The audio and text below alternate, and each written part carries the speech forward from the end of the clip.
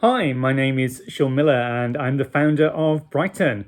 I really wanted to share a real passion area of mine, which is to do with organizational change. Now, if you have a quick look on Google, you'll see that apparently 70% of organizational changes do not realize the return on investment stated. I mean, that is staggeringly scary. And trying to help organizations work more effectively is a huge passion of mine.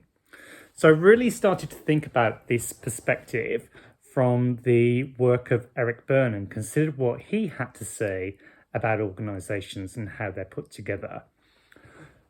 Eric Berne is probably most famously known for his PAC model, or parent, adult, child. And it's a really useful way of understanding how a personality is formed and how it operates.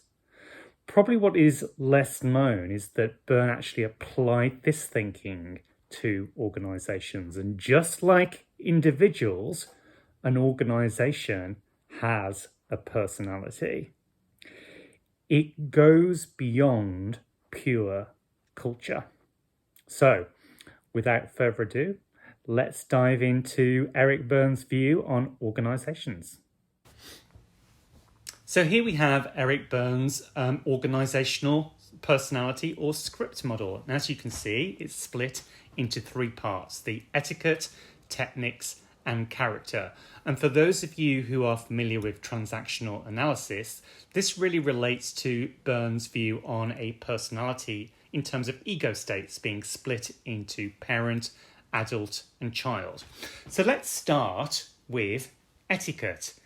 Etiquette is all the rules of the organization. It really directs employees on how they should behave. It includes a purpose statement, the founder's philosophy, any collateral relating to behaviors or values would all form part of the etiquette of the organization. When we consider an organization's employee value proposition or their stated culture, this really aligns to etiquette. The etiquette describes how organizations and how employees within the organizations should behave. So let's move on to the techniques component of the organizational script. Techniques relates to infrastructure, both in terms of the physical environment of the organization. So, for example, the office, where it's located. Is it located in a city? Is it out of town? Is it global? Is it continental? Is it nationally based, or is it just a one-off? It also relates to the technological infrastructure within the organization, so the systems and the technology that people use. It also relates to any processes that exist within the organization that can extend to people. So, for example, training courses would form part of the techniques of an organization. And finally, we have the character of an organization. So if Berne describes what should be as the etiquette, remember this is the rules, the character describes people's experience of the organization. It really highlights, in my mind, the difference between culture and climate. Now, there are many definitions of culture, but how I define it is as follows. If you imagine a present, culture is very much the wrapping. It's what appeals to you as an employee, what draws you to the organization.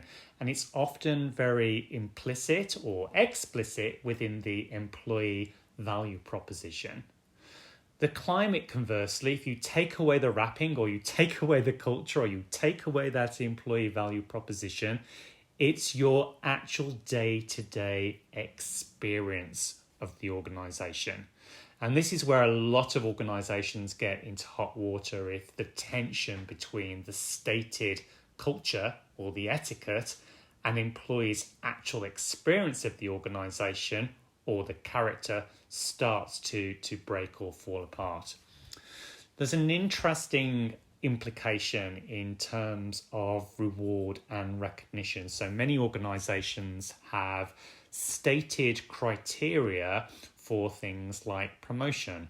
They're often written down and would exist within the etiquette of an organization. So if an employee is looking for something like a promotion, absolutely, they will look to the stated requirements that exist within the etiquette of the organisation, but they'll also look around themselves and they'll notice how people who have been promoted, how they behave, and their behaviour will resonate just as strongly as anything written down within the etiquette. So in terms of how an organisation operates, the character can be just as important as the etiquette of an organisation. So there we have it. Eric Berne's organisational script model.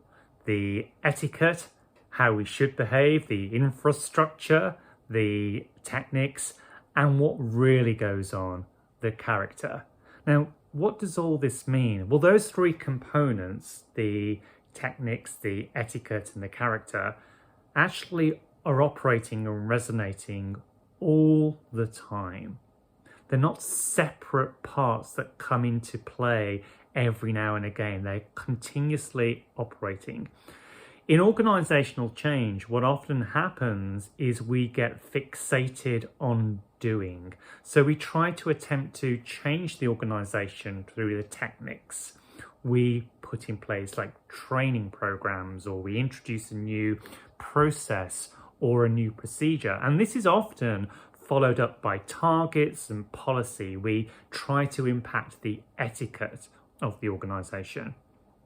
What often gets overlooked is we do not pay attention to the character of the organisation. In the next session, we'll be looking at an interesting dilemma, and that happens or occurs when organisations change their shape, either through an acquisition or a merger. So stay tuned until next time.